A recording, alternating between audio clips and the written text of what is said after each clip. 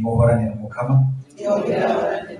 inkuru nziza ya Yesu Kristo nk'uko twayandikiwe n'amata y'umweranda.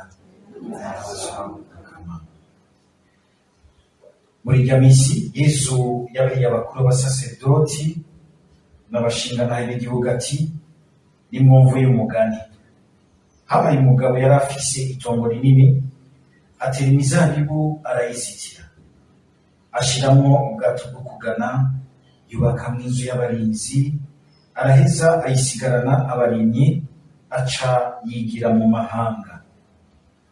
Hageze gusoroma, atuma abasuku biwe kuri nyabarimyi ngo bamwakire ivyavuye mu mizabibu yiwe.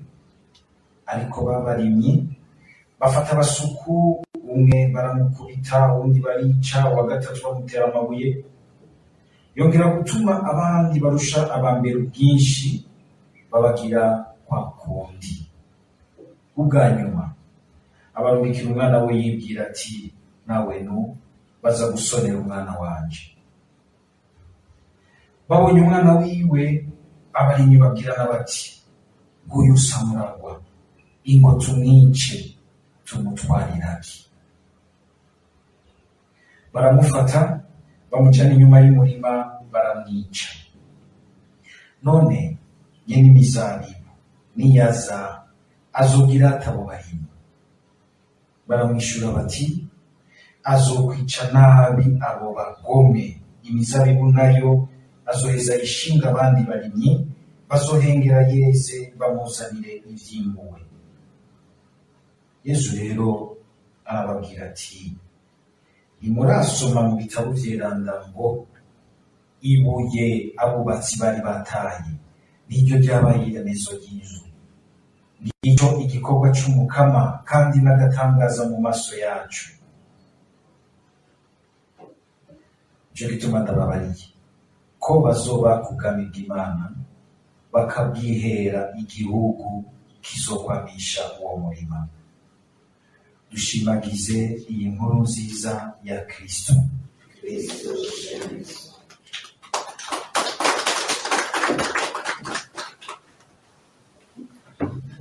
Kugira ngo murakunze kubibona ingene ku munsi w'umukama ijambo ry'Imana ryo mu gisomwa ca mbere rihana rwose n'inkuru nziza. Mubise ingene bigaruka kuri iyi mvugo y'umuzabibu. Ni imvugo shushanyo abanyisirayeli bari bazi neza ikivuga. Twumvise ingene Isaya Imana imucako kugira ngo mu kuyagira abanyisirayeli urukundo rwinshi, umwitwarariko, ingene Imana yitaho igihugu cayo ngo atacitakoze kugira ngo uyo muzabibu utange ivyamwa vyiza. Wariko wamye ibiturumbwe. Mugabanye gatonya, harimo amayeko. Ngo wamye ibiturumbwe. Ivyo navyo bigaheza bikababaza Imana. Umwitwarariko wose Imana itugirira, Imana atacidakora, ariko ugasanga igihugu cayo, abayo ntibamye ivyamwa vyiza. Ahumenga twumvirije neza kwa Isaya arashira muri uwo mugani umwitwarariko ku vyamwa igihugu cayo. Ariko tugiye kwa Yesu, umugani tukumva yuko awerekeza cane cane kuri aba barimyi. Abayise ngo n'abarimyi bicanyi. Hamwe ukabona yuko ku Mana harimo mu rukundo rwayo ikintu ishaka. Harimo bwa mbere twebwe nyene. Ni twebwe barimyi, ni twebwe yasigaranye ubu buzima, ni twebwe yasigaranye ekleziya, ni twebwe aha iki gihugu ciwe, ni twebwe aha isamirizi yiwe. Nibuke na mugani wo Matareba. Ni twebwe aha responsabilite yo guserura ivyiza vyose vy'urukundo rwiwe mu vyo yaremye mu buzima. Mbere mwumvise harakantu Yesu yabijijemo, Yesu aragakunda rwose, Yesu arakunda umwitegerezo w'umuntu. Ngo muri uyu mugani yavuze ngo asigarana abarimyi uwo murima yahejeje kugira neza kwitwararika arobasigira kugira ngo baze babandanye bawubungabunga, hageze bamuha ivyamwa waca yigira mu mahanga. Aka kantu ngo aca yigira mu mahanga karahambaye, kagomba kutwereka ingene imana yacu si imana iri envahissant, ni imana rimwe rimwe mbere igenda kure niya discretion y'Imana. Hamwe mbere ushobora gusanga mbere n'iyo discretion y'Imana hagira igihe ikanadutirimutsa. Ni hamwe guhamagara Imana ukumva iri kure, mugabo nihiri. Imana ikurikirana ibintu vyayo, Imana ikurikirana abantu bayo. Iyo musenze mukumva umenga Imana iri kure, ntimwihambarire muko umenga iri kure. Ni sensation ufise, siko kuriho imbere y'Imana. Ni sensation ufise muri wewe nk'umuntu mu mubiri wawe, nk'umuntu afise un corps sensible. Siyo realite by'ukuri. Imana yoja heko yuzuye hose. Urandayitwenganirega we mbwira usaganiriza. Je ko mushobora kumbura ngaha isibira kwa Musenyeri. Kwa Musenyeri bamoroze gisibira ngaha cyangwa sibira kwijabe kwa mama. Koko yuzuye hose, mbwa Imana yoja yuzuye hose. Manda icokoza ni ntega bwa bundi na buramu. Kubona tugukorera ibi mu maso udashobora kubitinge ndababise byose ubiroreye. Mugabo siyigowe nitwe tugowe, kuko yoyo ifise la perfection. Naco gituma mbere n'ibibi byacu bidashobora kwinarira ngo birenge. Twebwe kuko tutagira perfection, kuko tutuzuye, kuko tutari bazima buzuye bubanegesere ubuzima, ni twebwe ibibi birengera bikagirira nabi.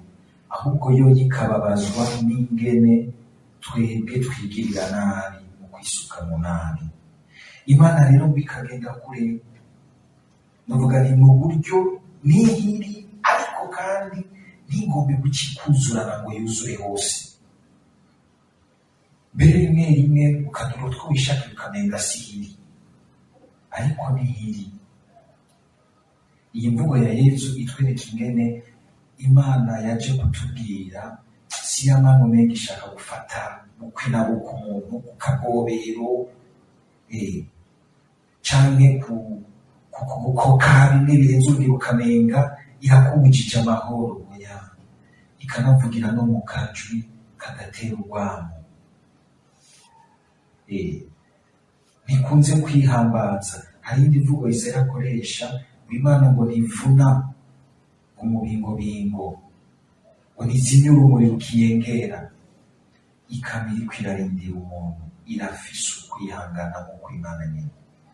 Irafise ukungene idashoka ishaka guhurikira umuntu, igashima yuko aza mu mwidegemvyo n'urukundo rwiwe, akaza muri responsabilité yiwe. Muri uyu mugani w'imizabibu twumvise yuko Yesu we ashimikira ku barimyi, Isaya nawe agashimikira ku vyimburwa. Umuntu ashobora kwibaza ati ivyo vyimburwa bimeze gute? Isaya yagerageje kubigaruka kandi bidusigurira ngo Imana ngo yari yiteze ivyamwa vyiza, ngo none haje ibituronge. Ngo yizeye gusoroma imizabibu yayo, ariko umuzabibu wanye ibituronge. Mukama agaca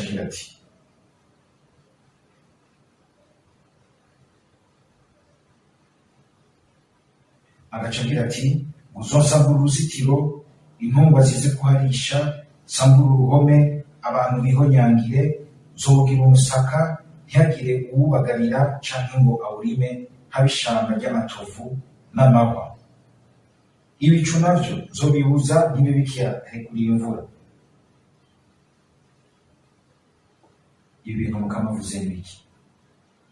Ahanye ku banyisere baca bumvamo ingene igihe cyose baciye ku imisezerano y'Imana ntibabe mu ntumbero yo gucika umuzabibu wama ivyiza vy'Imana.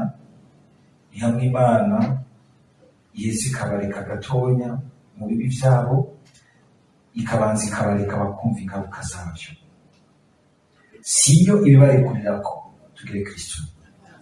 ico kintu mugikure mu mutwe no mu mutima mu kongere mwiyumvira. Harya tubona dushikirwa ibyago bifatanye n'ibibi twakoze ngo n'Imana iriko iraduhana. Oya, ni ikibi kikibandanya. Iyo uriko urakora ikibi vyitwa yuko hari ingaruka zacu. Ikibi gifatanye n'ingaruka zacu. Zirya ngaruka Imana umenga icihaguruka kiti mwabihanuye genda mu mutera kome. Imana ntimeze gutyo, ahubwo bifatanye na birya bibi.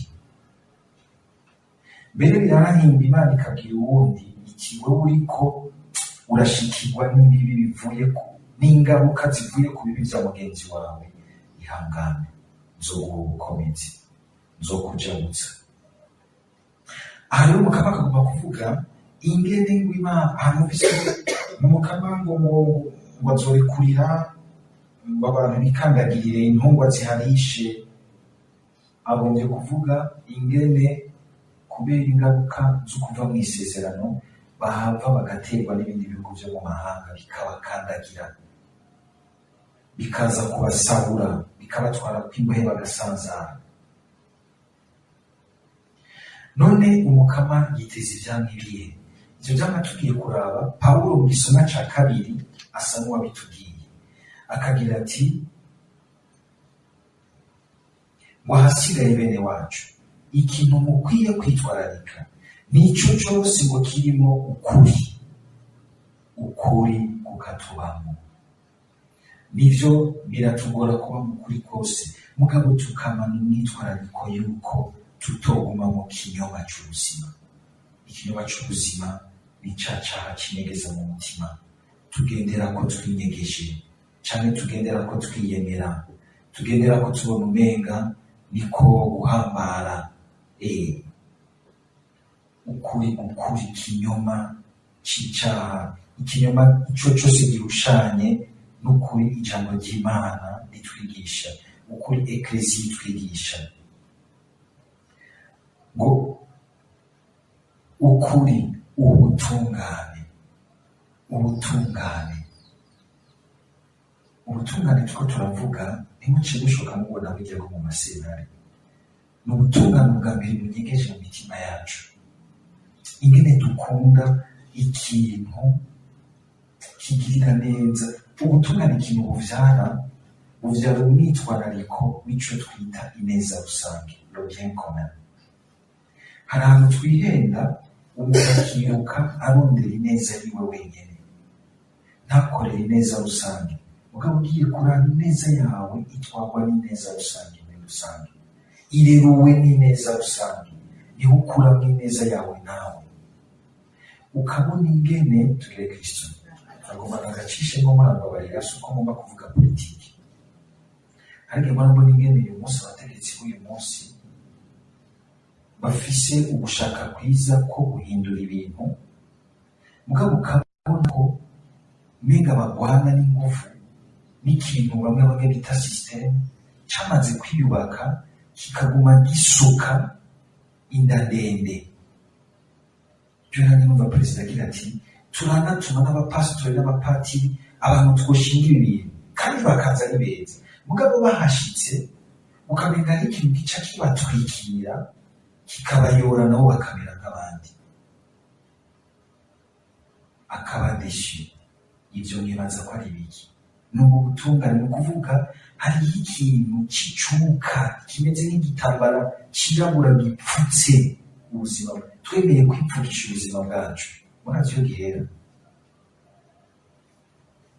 iyo gihera gihera kure, gihera muri ya nda ndende y'umuntu hariya mu mutima wiwe, gihera muri kimwe twita igicumuro c'inyanduko, mugabo kikaza kirasasiga indava n'ingene tugira nti dutunganya ibintu, umuzirikanyi, tukarema umuzirikanyi duhumekeramo. Harageze igihe abarundi turinjira mu muzirikanyi w'ikintu nokwita kiri korompe, aho abantu batagishaka ikintu gitunganye, ahubwo bashaka itunga bwa mbere. Aho abantu batagikunda ikintu kirimo ubuntu n'imico myiza, mugabo bagashaka ibintu. ukabona yuko abantu bose umenga turwaye fievre y'ibintu, mugabo uko twese tugira umunoho w'ibintu, uko tuyigana twinjira mu migambi, uko dushaka gushikira ibintu, ariko tudashaka kwama ubutungane, kwama ukuri, niko twagiye ico kintu turagisobanya kiradupfuka, ku buryo bw'uko ubu unye tuko turakanka tubone ko kiratujana ikuzimu, igihugu kigakwa gupfa, turagerageza kuciyambura bikanga. Hari ahantu kumbure kizosaba amaraso ya bamwe bamwe. Igihe kibi cananiranye kibomogwa n'amasakrifisi akomeye, amaraso ashobora kubamba bamwe ku musaraba. Ubwo tuzovamwo twebwe nyene abashobora kugira bati turaciye uwo mugozi naho uje gusaba amaraso yacu kugira ngo abandi babandanye neza.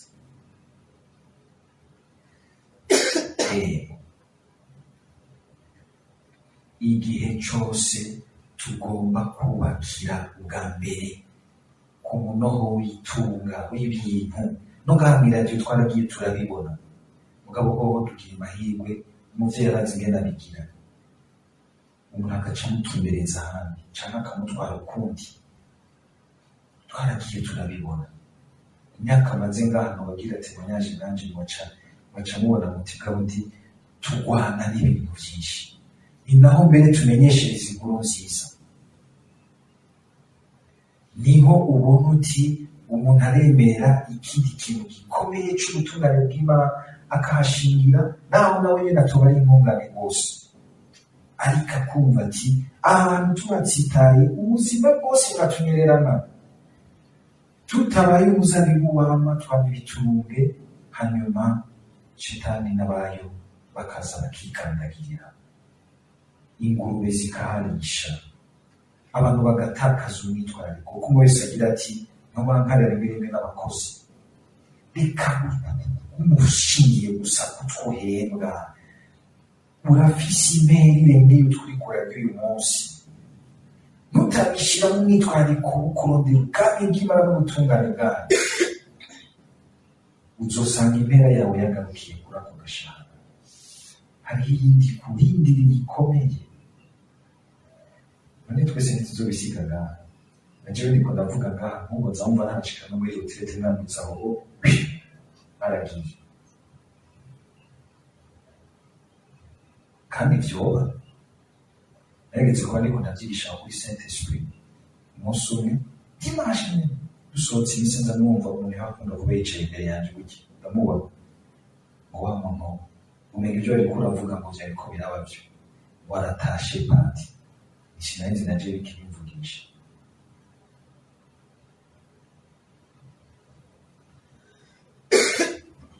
Kwama twitwararika ego ubutungane rero gushika kure. Murazi yuko hari amezo biragira ati wahiriwe abashonje n'abanyotewe ubutungane. Ubwa mbere uko rukundo rwo kumva uti eka naho ikibi bishika kikanyinjira, sico ntegerezwa kubundikira no kugumya iwanje. Imana ikatwereka ingene itwitwararika ngo tugumye ubutungane bwayo, nibwo buvamwo abantu b'amahoro, abantu bazi kumvirana, abantu bazi kwitwararikana.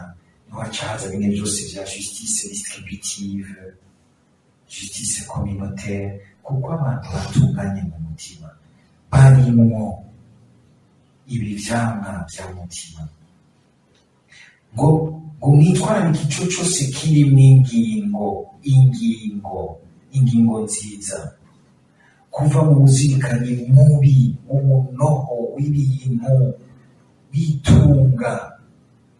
Ibintu nitunga n'umuco mwaza ndiko ndavuga gutyo ko ari ibintu oya, mugabo si ivyo vya mbere. Ubwa mbere mu buntu n'ubutungane, hama ngo ibindi ngo tuzovyongererezwa.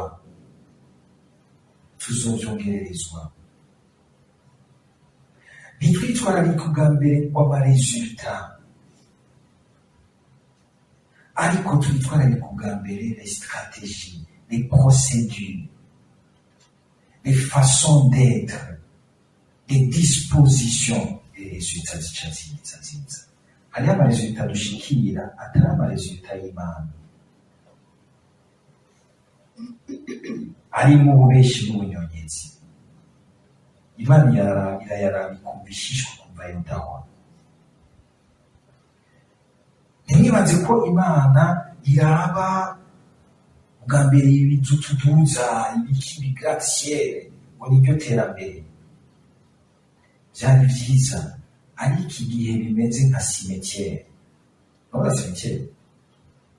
Hariho imva tubona hariya ku muhanda nziza nziza mugabo ingana hariya.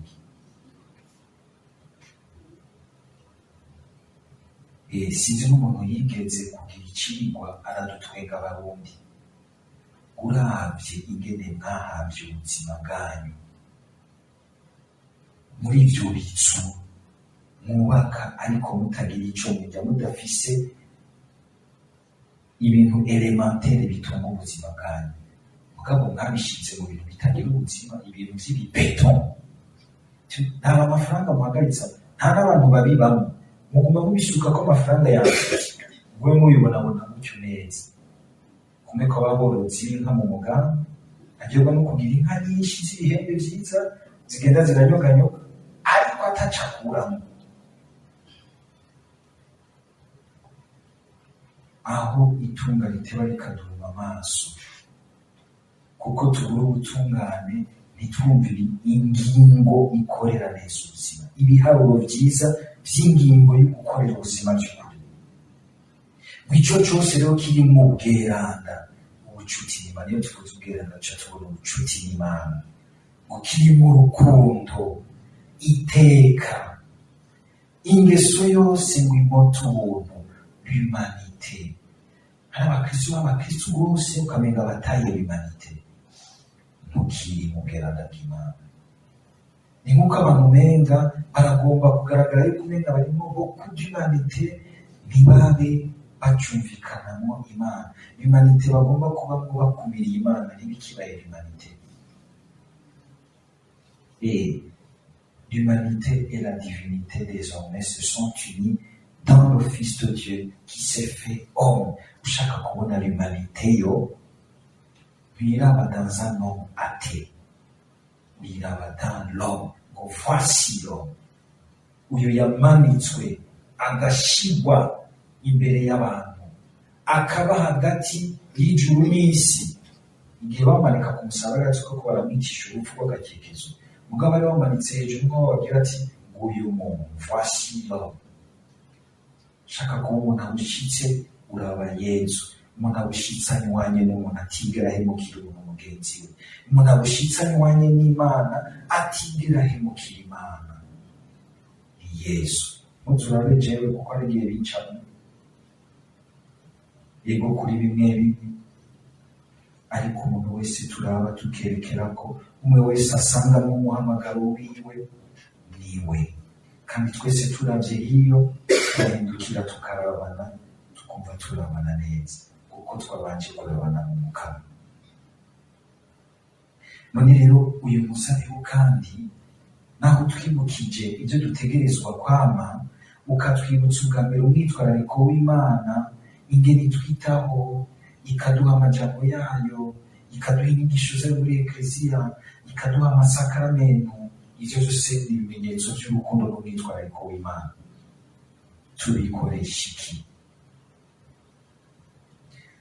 Mu gusozera hari imvugo y'umuzabibu rero Yesu yavuze ikaze, ukumva Yesu ko aha muri Cagabigabane 21 ngo Yesu ageze i Yerusalemu, ibintu birashushe, aramaze kumva ingene bariko barakonspira contre bashaka kumwica, akaza arabayagira abacira imigani ibereka responsabilité yabo.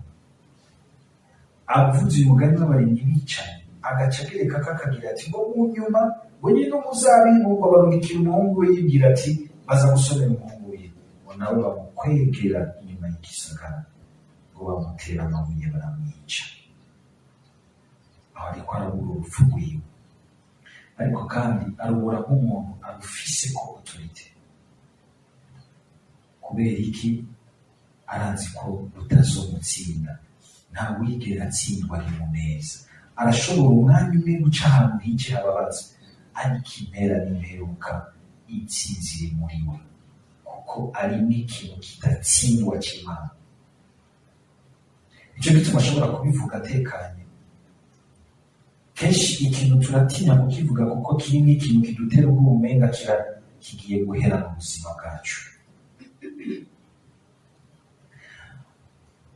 Turiko turasangira ijambo ry'Imana n'umuvukanyi akoresha ikiganiro hariya muri BNP TV, niho twazirikanye turabona ingene uku kuntu ngo aba basuku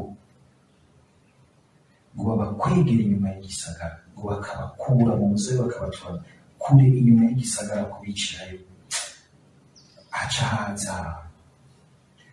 haza muri memoire commune yacu, jewe ndibuka mu Magume ingene bahora batwara abantu bakabakura mu makartier bakaza kubicira kuri Avenue de la Mort. Gukumira uwundi tugereke isuri ngo badabihere kure, murabe ingene dushobora gushika kure, aho ushobora gutwara umuntu mu gashambo ukamwica, nuko ari umuntu uba waramaze gukura mu mutima wawe wagiye kumenya. Aba barimyi bicanyi baramaze gukura umwitwariko n'urukundo kuri nye n'umurima, baramaze kumesukirwa kumukura mu murima. Ugabe uko kuntu hari umuntu ushobora kwesukirwa mu mutima wawe, ntuzi iyo bishobora kumushikana, ushobora no kumwica cyangwa ukamwicisha. Hari igihe bumva ko bashobora no kumwica, kuko mu kwica umwana wiwe ni ukuvuga yuko bamwishe. Iki kintu cyo gukumirana mu by'ubuzima muri uyu muzabibu Imana yaduteretsemo, abakumirana mu by'intwara, abakumirana mu by'ubutunzi, abakumirana mu bya sosiyete, abakumirana muri ibi na biriya, abakumirana mu butumwa, birababaza Imana bose, kuko buke buke ni ukuvuga yuko uri kurigiza Imana, kuko ucumva Imana muri uyu muvukanyi yagushyize iruhande ngo musangire gukorera hamwe mu muzabibu, musangire ibyiza cy'umuzabibu. Nicyo gituma hagera igihe ukumva uti namvire umenga c'est une personne de trop. Kwica bihera kure. Cyo gituma igihe cyose haje icyiyumviro cy'umutima mubi ku wundi kiyame hakiri kare, kuko kigumije uwa mbere utambuye gukumira suri ni Imana. Kuko iyo aba bantu baguma bibukanye n'umuzabibu, bari kugira bati abaturungikiye niwe aje. Uyu muhungu wiwe wewe arimo n'ishusho yiwe niwe nyina n'ingano, muga kuko bamaze kumukumira, bamaze kumukura, kwihagira ubuzima, bya bintu byose tubamo, ukamenya Imana tuyigiye tuti igigwayo gato tureke bisi cyo nikorera ibyo ushaka nzoza tuzokwira kunyibutsa Imana wa Radio Maria aniregesha neza, abamwira ngo niregesha neza, tuzogenda twirekiwe. Mugabo ndeka mbanzi ibintu ndavyikorera kwiwanje, urazi kuzora ku mwanya wo gushikira akaryo keza ko kwitwararika kudakumira Imana mu by'ubuzima bwacu, kwihagira umurimo.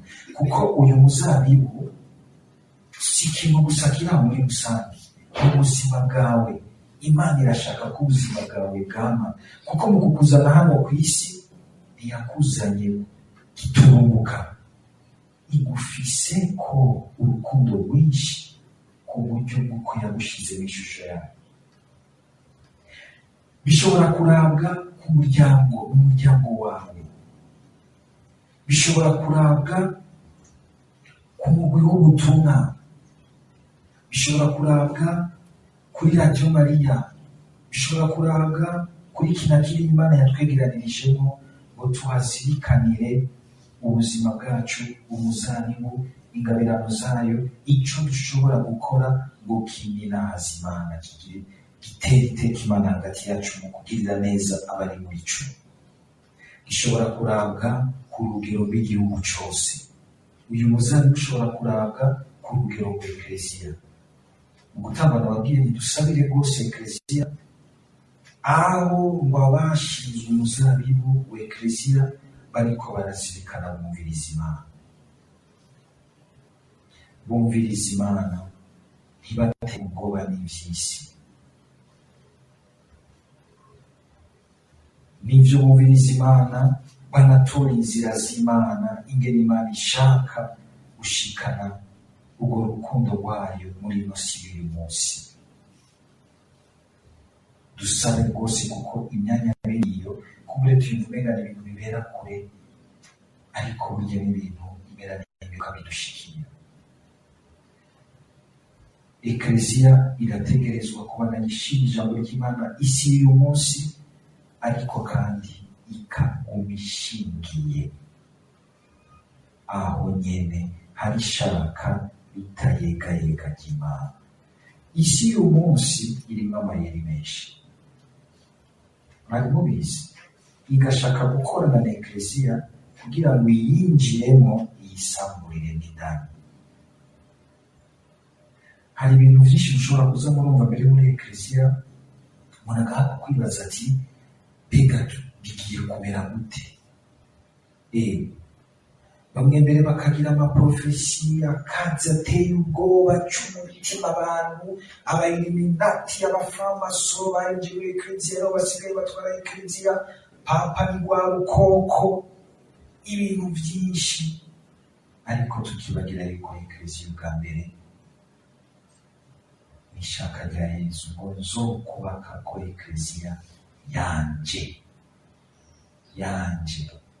si ya Patiri Bireha, si ya Musenyeri Ntaka, si ya Papa Francisco, ni yanyu, ni iwanje, ni ya twese, ariko kandi ubwa mbere ni ya Yesu Kristo.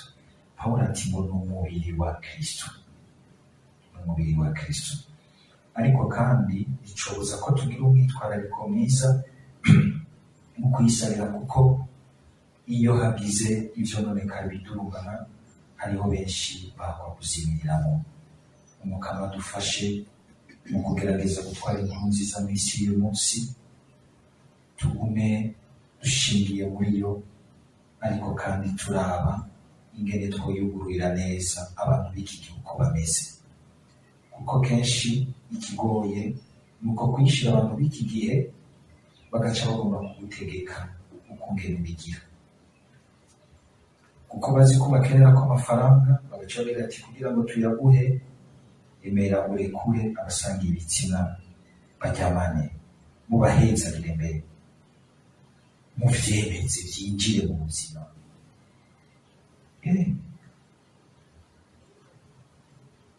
Turashobora kubihanganira kuko twe tubanaye dukenera kwihanganiranira, mugabo ntidushobora kuvyigisha abantu ati ni inzira y'Imana. Oya,